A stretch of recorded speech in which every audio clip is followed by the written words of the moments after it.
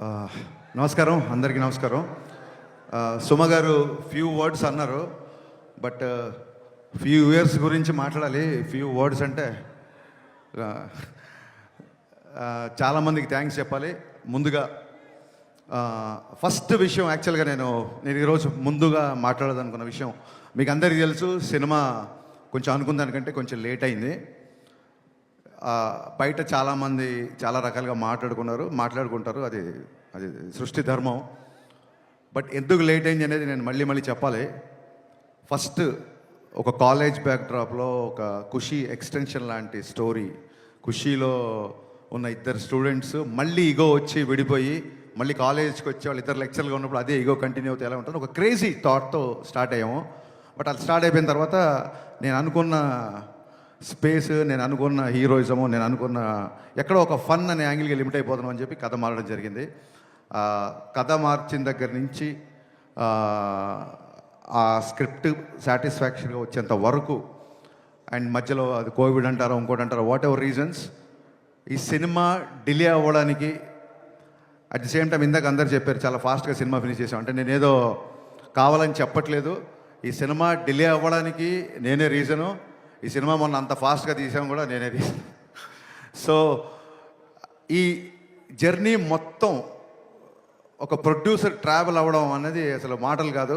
నవీన్ గారు, రవి గారు, మీ ఇద్దరు లిటరల్గా నన్ను సినిమా ఫినిష్ అయ్యేంత వరకు, ఈ రోజుకి రేపు రిలీజ్ అయ్యేంత వరకు కూడా మీ ఇద్దరు నన్ను భుజాల మీద మోసారు సార్. భుజాల మీద అంటే మీరు లిటరల్ మీనింగ్ తీసుకోవద్దు. నవీన్ గారు, రవి గారు హైట్కి భుజాల మీద మోస్తే బ్యాలెన్స్ ఉండదు, వాళ్ళ గుండెలు పెట్టుకున్నారు. Sir, your one of the best producer. అంటే ఎనీ డైరెక్టర్కి డ్రీమ్ ప్రొడ్యూసర్ సార్ మీరు. ఇంత లేట్ అయినా సరే సినిమా సాంగ్స్ దగ్గరికి వచ్చేసరికి నేను ఒక 500 మంది డ్యాన్సర్లు నడితే వాళ్ళు 1500 మంది పెట్టుకున్నాను వాళ్ళు. నేను ఒక ఈ సైజు సెట్ అడిగితే వాళ్ళు ఈ సైజు సెట్ ఇచ్చారు. అండ్ ఆనందన్న, thank you so much. Director విజయాన్ని ఈ రేంజ్లో మ్యాగ్నిఫై చేయాలంటే it's only one and only you. And ఇందాక ఆనంద్ గారు సరిగ్గా చెప్పలేదు, మైత్రి కెరీర్లోనే ఎత్తరా కాలర్ వేసిన సెట్ బిగ్గెస్ట్ సెట్ అండి. రోజు 1500 మందితో షూటింగ్ చేసేవాళ్ళం. ఎవరన్నా సరే లిమిటెడ్ డేట్స్ ఉన్నాయి, మనం త్వరగా ఫినిష్ చేయండి అంటారు. ఏ రోజు కూడా ఏం అడిగినా సరే ఎంత కావాలి అని అడిగారు తప్ప ఎందుకు కావాలి అని ఏ రోజు ప్రశ్నించలేదు. ప్రతి డైరెక్టర్ డ్రీమ్ ప్రొడ్యూసర్స్ అండి మైత్రి మూవీ మేకర్స్. సార్, నవీన్ గారు, రవి గారు, మీతో పరిచయం అయిన తర్వాత ఇందాక వీడియో రిలీజ్ చేశారు మనవాళ్ళు. మీ బ్యానర్లో రిలీజ్ అయిన దాదాపు ఒక 15-20 సినిమాలు ప్రీ రిలీజ్ ఈవెంట్లకు నేను వచ్చి ఉంటాను. ఫైనల్గా నా ప్రీ రిలీజ్ ఈవెంట్కి మీరు వచ్చారు అన్నట్టు చెప్పాల్సి వస్తుంది. Thank you so much sir. మీ ప్యాషన్కి, డైరెక్టర్ని మీరు ప్యాంపర్ చేసే పద్ధతికి మీకు తల వంచి సాష్టాంగ నమస్కారం చేస్తున్నాను. Thank you so much. ఇందాక నా రైటింగ్ టీం గురించి చెప్పాను, వాళ్ళందరి గురించి మాట్లాడారు. కళ్యాణ్ గారి సినిమాకి ఏముంటుందంటే, ఒక చిన్న టెక్నీషియన్ కూడా నేను కళ్యాణ్ గారి సినిమాకి పనిచేసాను అని చెప్పు వాళ్ళ పేరు ఇక్కడ వినాలనుకుంటారు. ఎవరి పేర్లైనా మిస్ అయిపోతే పాపం డిసప్పాయింట్ అవుతారు. సో నా రైటింగ్ డిపార్ట్మెంట్ ఆల్రెడీ పైకి వచ్చి మాట్లాడారు. మా కథ మారినా మా గురించి, ఎస్పెషల్లీ నా గురించి కథలుగా బయట మాట్లాడుకున్నా, నాతో పాటు దాదాపు 2.5 సంవత్సరాలు జర్నీ చేసిన రైటర్ డైరెక్టర్ సంతోషం, mister perfect writer director Dashrath గారికి నేను మనస్ఫూర్తిగా కృతజ్ఞతలు చెప్పుకున్నాను. థ్యాంక్ యూ సో మచ్ అన్న. ఎప్పుడు నా పక్క నుండి నాకు ధైర్యాన్ని ఇచ్చావు. అలాగే మా రెబల్ రెడ్డి, నేను రమేష్ రెడ్డి గారిని రెబల్ రెడ్డి అని పిలుస్తాను. గబ్బర్ సింగ్తో నేను ఆయన్ని ఆర్టిస్ట్ని చేశాను. ఎందుకంటే నా స్వార్థం ఏంటంటే 24 hours నా సెట్లో ఉంటాడేమో అని. ఆర్టిస్ట్గా బిజీ అయిపోయి నాకు రైటింగ్కే డేట్లు ఇవ్వని స్టేజ్కి వచ్చాడు. మీ అభివృద్ధిని మనస్ఫూర్తిగా ఆహ్వానిస్తున్నాం sir. Thank you so much.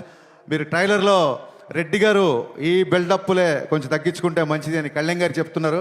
ఆ రెడ్డి గారు ఎవరో కాదండి, మా రెడ్డి గారే, మా రమేష్ రెడ్డి గారు. అలాగే Praveen Varma, very talented writer. తను ఈ సినిమాకి అడిషనల్ డైలాగ్స్, నాకు డైలాగ్ విషయంలో చాలా హెల్ప్ చేశాడు. Thank you Praveen. అలాగే చంద్రమోహన్, నేను ఒక వెబ్ సిరీస్ ప్రొడ్యూస్ చేస్తే తను డైరెక్ట్ చేశాడు. అండ్ సార్, కళ్యాణ్ గారి సినిమా కదా, నేను మీకు రైటింగ్ టీంలో జాయిన్ అవ్వచ్చా అని అన్నాడు. So Chandramohan, thank you, wonderful. నువ్వు ఇచ్చిన స్క్రీన్ ప్లే సహకారం, రచన సహకారం, thank you so much. Thanks a lot. ఇక నేను గబ్బర్ సింగ్ టైంలో చెప్పాను, ఇప్పుడు మళ్ళీ చెప్తున్నాను. స్క్రీన్ మీద నాకు పవన్ కళ్యాణ్ గారు హీరో అయితే, ఆఫ్ ద స్క్రీన్ మా దేవిశ్రీ ప్రసాద్ హీరోలాగా నాకు నిలబడ్డాడు. థ్యాంక్ యూ సర్జీ. ఎక్స్ట్రానరీ సాంగ్స్ ఇచ్చారు, నిజంగా కాల్ ఎగరేసుకుని మ్యూజిక్ ఇచ్చారు. Thank you so much. నేను ముందే చెప్పాను ఆయన చాలా బిజీగా ఉన్నారు. బిజీ మూలంగానే వాళ్ళు ఇక్కడికి రాలేకపోయారు. ఆయన ఎంత బిజీగా ఉన్నారో మీరు అర్థం చేసుకోండి. అండ్ తమ్మన్ బ్యాక్గ్రౌండ్ స్కోర్ చేయడానికి కూడా సేమ్ ఇదే రీజను. మొన్న ఎత్తర కాలరా సాంగ్ రిలీజ్ చేసాము దేవి గారి పాపను, అప్పుడు కుదరలేకపోయింది. ఈరోజు కూడా ఆయనకి ఇక్కడ రావడం కుదరలేదు. సో మీకు దీన్ని బట్టి అర్థమై ఉంటుంది మేము ఆయన టైం లైన్స్ మ్యాచ్ చేయలేక తమన్ గారు ఏమో ఆయన కళ్యాణ్ గారు రిలీజ్ ఈవెంట్ మిస్ అవ్వాలని ఎవరు అనుకుంటారు. So it's very busy. Devi garu thank you so much once again. Prepone చేయడం అనేది పండగలకి సినిమా తెచ్చేద్దామనో లేకపోతే ప్రొడ్యూసర్స్ గ్రీడో డైరెక్టర్స్ గ్రీడో కాదండి. It's a collective decision. ఒక్కసారి 19వ తారీఖు తెలుగు సినిమా లేదు అని చెప్పి ఇండస్ట్రీలో ఒక న్యూస్ రాగానే ఏకగ్రీవంగా డిస్ట్రిబ్యూటర్లు, బయ్యర్లు, ఎగ్జిబిటర్లు నాకు, రవి గారికి, నవీన్ గారికి ఫోన్లు కొడతానే ఉన్నారు. అది వెస్ట్ నుంచి ఎల్బిఆర్ గారు అవ్వచ్చు, మా కడప నుంచి శోభన్ అవ్వచ్చు, నైజాం నుంచి రాజు గారు, శిరీష్ గారు, హరీష్ ఎక్స్ట్రానరీ డేట్ ఒక 1 వీక్ అడ్జస్ట్ అయితే థియేటర్లు అన్నీ తెలుగు సినిమాతో నిండిపోతాయని ప్రతి ఒక్కళ్ళు సార్ ఈసారి పండగ పవన్ కళ్యాణ్ గారి సినిమాతో స్టార్ట్ చేద్దామని ఇంతమంది అడిగేసరికి ఆ రోజు కూడా మేము ఎగ్జైట్ అవ్వకుండా పోస్ట్ ప్రొడక్షన్ యొక్క డీటెయిల్స్ అన్నీ తీసుకొని ఎక్కడెక్కడ వర్క్లు ఎంతెంత బ్యాలెన్స్ ఉన్నాయి కనుక్కొని ఒక డే ఆగి అందరితో డిస్కస్ చేసి నెక్స్ట్ డే అనౌన్స్ చేసామండి యాక్చువల్గా. So it's a pure Telugu industry తీసుకున్న కలెక్టివ్ డెసిషన్. సో అన్ని ఏరియాల్లో డిస్ట్రిబ్యూటర్లు, బయ్యర్లు మాకు బాగా సపోర్ట్ చేస్తున్నారు. వాళ్ళ సపోర్ట్ అలాగే ఉంటుందని మనస్ఫూర్తిగా అందరికీ థ్యాంక్స్ చెప్తున్నాను. ఈసారి ఉగాది ఉస్తాద్ ఉగాది గుర్తుపెట్టుకోండి. Thank you so much. ఇకపోతే సినిమా విషయంలో టెక్నీషియన్స్ అయిపోయిన తర్వాత అయినాక బోస్ ఆయనతో నేను 4 సినిమాలు చేశాను. Thank you Bose for being my vision and thanks for being more than cameraman brother to me. అలాగే మా ఎడిటర్ కార్తికేయ రాలేదు ఇంకా, ఫైనల్ ఒక పోస్ట్ ప్రొడక్షన్ అంతా కొలికి వచ్చింది. ఓవర్సీస్ కాపీస్ ఇప్పుడు కాసేపట్లో బయలుదేరుతాయి. వాళ్ళందరూ అదే పని మీద ఉన్నారు, కొంతమంది రాలేకపోయారు ఇక్కడికి. And Parthiban sir, thank you so much for accepting this character. Actually your screen presence is more than magic and people are praising you in the trailer and I'm getting a lot of messages. Romba nandri sir, and you made my job very easy because you're also a legend director. So that is the advantage of casting a director, I feel. Thank you so much. There are a lot of betterments, there are a lot of one-liners, there are a lot of nice suggestions, and I hope your experience was a boon to me. At the same time, KS Ravikumar గారు చాలా మంచి character చేశారు. The legendary director KS Ravikumar తమిళ్లో, ఆయన కూడా చాలా పెద్ద character చేశారు. Ravikumar sir, we're missing you in this evening. Thank you so much sir. Ravikumar గారు సపోర్ట్ నేను మరవలేను. ఆయనకి ఏదైనా సీన్ చెప్పాలని, డైలాగ్ చెప్పాలని చాలా పెద్ద డైరెక్టర్ గారు చిన్న ఇనిబిషన్ ఉండేది. ఆయన మట్టుకు ప్రతి డైలాగు ఒక ఫుల్ స్టాప్ కామ ఆయన పలకాలన్న, బికాస్ తెలుగు కూడా కొత్త కాబట్టి ప్యూర్ ఆర్టిస్ట్ లాగా అంత పెద్ద డైరెక్టరు నన్ను డైరెక్టర్ సార్ అని పిలిచినప్పుడు నిజంగా పులకించిపోయాను. Thank you sir, thank you so much. మీ ఇద్దరికి శిరస్సు వంచి నేను నమస్కారం చేస్తున్నాను for being in this film.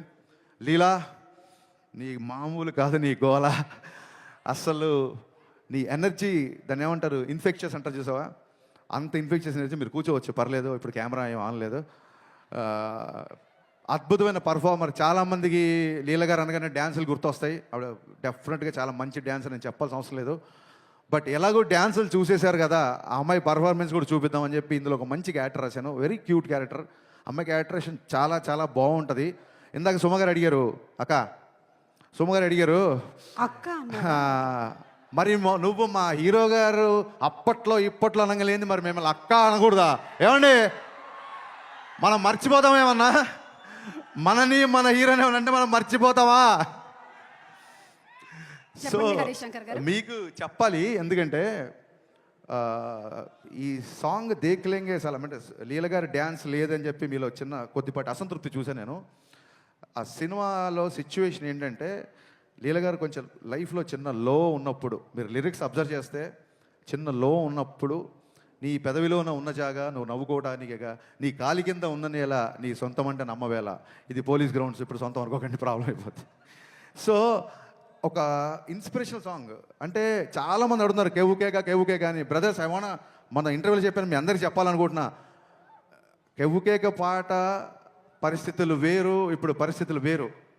ఇప్పుడు కళ్యాణ్ గారిని పెట్టి ఒక ఐటమ్ సాంగ్ చేయాలన్న ఉద్దేశం నాకు ఏమాత్రం లేదు, ఉండదు. కానీ ఆయన డ్యాన్స్ మీకు కావాలని నాకు తెలుసు. డ్యాన్స్ ఉందా లేదా? కాలర్ ఎత్తి స్టెప్ వేశారా లేదా? ఈ కాళ్ళు కదలాలని చెప్పి మనం ఏళ్ల తరబడి నుంచి వెయిట్ చేస్తున్నామా లేదా? నేను ఇప్పుడు కళ్యాణ్ గారిని చూడను, నా ధైర్యం నాకు లేదు. డ్యాన్స్ గురించి మాట్లాడుతున్నప్పుడు నేను మిమ్మల్నే చూస్తాను కాసేపు. సో అలాంటి సిచ్యువేషన్లో వచ్చిన సాంగ్, ఒకటి డ్యూయట్ అయినా ఒకటి మాస్ సాంగ్ అయినా, నా లిరిసిస్టులు ఇద్దరు ఇక్కడే ఉన్నారు, భాస్కర్ భట్ల గారు, కాసేల శ్యామ్ గారు. ఈ 2 పాటల్లో మీరు అబ్జర్వ్ చేస్తే మీరు ఏ పని మీద వెళ్ళినా ఒక మోటివేషను, ఒక ధైర్యము, ఒక విజన్ ఇచ్చే పాటలు ఈ 2 పాటలు. మందుబాబులో అని అందులో పాట ఉంది. ఇప్పుడు ఏంటంటే నైట్ తాగిన మందు పొద్దున్న దిగిపోద్ది, ఎక్కే దిగే కిక్కులోన వచ్చేది ఏముంది. అలాంటి కిక్కు మనకెందుకు, సచ్చేదాకా కిక్కు ఉండాలి. ఏదైనా కిక్కు ఉంటే సచ్చేదాకా ఉండాలి. అలాగే ఎక్కి తొక్కేటి ఎవళ్ళే ఉన్నా తగ్గేది ఏముంది. పొద్దున్న లేచి it's not just film industry, it's not just politics అండి. మనిషి బయటికి వెళ్ళాలంటే ఎక్కే తొక్కేటోళ్ళు అంటే అది మనుషులు అవ్వచ్చు, సర్కమ్స్టెన్సెస్ అవ్వచ్చు, పరిస్థితులు అవ్వచ్చు, ఏదన్నా అవ్వచ్చు. ఎప్పుడు నీకు ఒక రిపల్సివ్ ఫోర్స్ ఆపోజిట్ ఉంటూనే ఉంటుంది. అలాంటి ఉన్నప్పుడు కూడా ఎక్కి తొక్కేటోళ్ళు ఉన్నప్పుడు కూడా తగ్గేది ఏముంది, నెగ్గేదాకా తిక్కే ఉండాలి. ఈ పాట గోలీ సోడాలాగా ఒక బందీగానా బతికేలా, గోలీ సోడాలకు ఎలా ఇరిగిపోయి ఉంటుందో మీకు తెలుసు. సఫకేటింగ్ లైఫ్ వద్దు, లిబరేషన్ సాంగ్. ఇది ఒక మోటివేషన్ ఇచ్చే లిరిక్స్. ఈ 2 పాటలో కళ్యాణ్ గారు డ్యాన్స్ చేసింది ఊరికే తమాషాగా డ్యాన్స్ కాదండి, డెఫినెట్గా మనకు నచ్చిన గ్రేస్ మూమెంట్స్ చేసినా సరే. సినిమాలో డైలాగ్ ఉంది, పాట అయినా ఆటైనా అంతర్లీనంగా ఒక మెసేజ్ ఉండాలి అని. సో ఆ పాట అయినా ఆటైనా ఒక మెసేజ్ ఉండాలి. ఆ మెసేజ్ కూడా కరెక్ట్గా మన డిఎన్ఏలో దిగేలాగా ఉండాలి, క్లాసులు బిగినట్టు ఉండకూడదు. అందుకు భాస్కర్ భట్ల గారు, కాసేల శ్యామ్ గారు ఇద్దరు డిఫరెంట్ సన్నివేశాలకి డిఫరెంట్ సాంగ్స్ రాసిన ఫైనల్గా ఒకటే మెసేజ్ బయటికి వెళ్ళింది. అది ఏంటంటే, we're here to fight, we're here to live, we're here to follow our intuition. బయట వాళ్ళ ప్రభావాలు, బయట వాళ్ళ మాటలు, బయట వాళ్ళ ఏవి మార్చలేవు. మీదే విజను, మీదే లైఫ్, మీదే అని ఈ స్ఫూర్తినిచ్చే పాటలు. వాళ్ళిద్దరికి ఒకటే మాట చెప్పా, ఇద్దరి లిరిసిస్ట్లకు నేను చెప్పింది ఒకటే. సార్ నేను ఎప్పుడు లోలో ఉన్నప్పుడు వేటూరి గారిది పాట వింటా, మా ఊపిరి నిప్పుల ఉప్పెన, మా ఊహలు కత్తుల వంతెన, మా దెబ్బకు దిక్కడు పిల్లటెళ్ళిపోయే రంపంపం. ఆ సాంగ్ ఎప్పుడు వింటుంటా. యువత తాలూకు భావజాలం ఆ పాటలో ఉంటుంది, నాకు చాలా ఇష్టం. అలాగే ముందుకెళ్ళేవాళ్ళు, కాస్త ఫెయిల్యూర్లో ఉన్నవాళ్ళు, లేకపోతే చాలా హై గోల్స్ పెట్టుకున్న వాళ్ళు, నేడేరా నీకు నేస్తము, రేపే లేదు, నిన్నంటే నిండు సున్నరా రానే రాదు. ఇవే వేటూరు గారు రాసిన ఈ పదాలే వాళ్ళకి చెప్పాను, దాని నుంచి వచ్చిన ఈ పాటలు. సో హోప్ యూ అండర్స్టాండ్ అండి. శ్రీలీల గారు డ్యాన్స్ చూసుకోవాల్సిన వాళ్ళు ఇమ్మీడియట్గా ఇంటికి వెళ్ళి యూట్యూబ్ ఓపెన్ చేయండి, బోల్డ్ పాటలు ఉన్నాయి. కళ్యాణ్ గారు డ్యాన్స్ చూసుకోవాల్సిన వాళ్ళు మార్చి 19న ఖచ్చితంగా సినిమాకి రండి. కళ్యాణ్ గారి డ్యాన్స్ చూడడానికే దేకులేంగేసి అలా పెట్టాము. దాని వెనకాల నా అంతరార్థం ఇది. ఇకపోతే అందరు ఎస్ చాలామంది ఎప్పటికీ రాలేదు. ఒకసారి డైరెక్షన్ డిపార్ట్మెంట్ దగ్గర ఇక్కడ ఉన్నారా? డైరెక్షన్ డిపార్ట్మెంట్ దగ్గర ఇక్కడే ఉన్నారు అనుకుంటున్నాను నేను. ఇప్పటికీ ఇంకా నేనన్నా ఒక పని అప్పచెప్పి ఒక పావు గంట పడుకుంటున్నా కానీ ఒక 3 రోజుల నుంచి పడుకోకుండా నా డిపార్ట్మెంట్ అంతా పనిచేస్తున్నారు. ముఖ్యంగా అఖిల్, రవి, మీ ఇద్దరు నాకు కుడి భుజం ఎడమ భుజంలో ఉన్నారు. Thank you so much. దగ్గరలో ఉంటే టైం వేస్ట్ చేయకుండా స్టేజ్ మీదకి రండి, లేకపోయినా అక్కడి నుంచి చెయ్యి ఊపేయండి. ఇప్పటికి లేట్ అయింది. So Akhil, Ravi, come please come ఫాస్ట్గా. వీళ్ళిద్దరూ నాకు ఒక కుడి భుజం ఎడమ భుజం అంటే మీరు నమ్మండి. చూడండి, అసలు ఒక 3-4 రోజుల నుంచి నిద్ర లేకుండా పనిచేస్తున్నారు. Thank you so much Akhil. Thank you Ravi, thank you so much. ఇక కుడి భుజం ఎడమ భుజం అయితే గుండెకాయ ఒకటి ఉంది. మా బాబీ ఫాలోయింగ్ ఏంటి అసలు నాకు అర్థం కావట్లేదు. నేను పిలవలేదు ఇంకా. వీళ్ళిద్దరు నా కుడి భుజం ఎడమ భుజం అయితే మా బాబీ, యాక్చువల్గా బాబీ కోసం ఒక టీజర్ కట్ చేద్దాం అనుకుని నేను కళ్యాణ్ గారికి కూడా చెప్పాను. Bobby Mythri Movie Makers from the co-director of Gabbar Singh and Vakil Saab. Bobby, the unique and the most wanted co-director in the industry. Bobby నా గుండెకాయ అంతకంటే ఎక్కువ.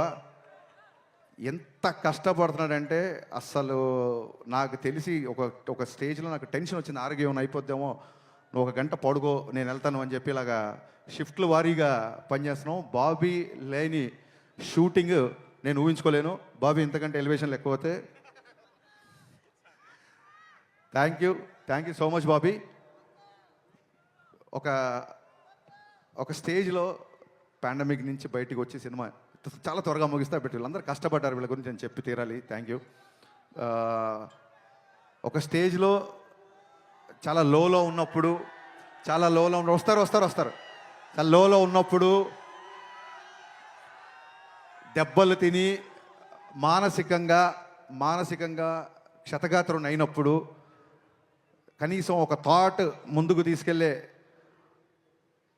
ధైర్యం లేక, సత్తువ లేక, శక్తి లేక, అది నా సినిమా బిఫోర్ వచ్చిన సినిమా సరిగా ఆడకపోవడం అవ్వచ్చు, పాండమిక్ అవ్వచ్చు, సడన్గా ఒక మెంటల్ లో అవ్వచ్చు. మనం ఏం దేవుళ్ళం కాదు కదా, ఎవరైనా లోలో ఉంటారు కదా. అలాంటి ఒక లోలో ఉండి నేను నిలబెట్టుకోవడమే, నేను నిలబడమే చాలా కష్టం అన్న ఒక భయంకరమైన పరిస్థితిలో ఉన్నప్పుడు, నేనేది లోపల దాచుకోండి అందరికీ తెలుసు, ఓపెన్గా చెప్తున్నాను. ఒక డీప్ లోలో ఉన్నప్పుడు గజేంద్ర మోక్షంలో ఏనుగు కాళ్ళు మొసలి పట్టుకున్నప్పుడు ఏనుగు ప్రార్థిస్తే సిరిగింజప్పడు శంకరవు యుగమున్ జయదేవు సంధింపడే అని లక్ష్మీదేవికి కూడా చెప్పకుండా, చక్రము శంఖు ఏమీ లేకుండా అలా ఒక స్పీడ్గా శ్రీహరి తన భక్తుడిని కాపాడడానికి వచ్చినట్టు, అలాంటి పరిస్థితుల్లో ఆ దేవుళ్ళలాగానే నా దేవుడు పవన్ కళ్యాణ్ గారు అన్నపూర్ణ స్టూడియోకి నన్ను పిలిచి నా దగ్గరకు వచ్చి త్వరగా షూటింగ్ ప్లాన్ చేసుకో అన్నారు. ఆ ఒక్క పిలుపుతో అప్పటి వరకు ఉన్న గాయాలు, అప్పటి వరకు ఉన్న స్వేదాలు, మరి పవనుడు కదా, వాయు వేగంతో అవన్నీ మాయమైపోయాయి. ఒక్కసారి షూటింగ్ స్టార్ట్ అయిన తర్వాత ఎప్పుడు స్టార్ట్ అయింది, ఎప్పుడు ఫినిష్ అయింది అనేది నిజంగా మా ఊహలో లేదు.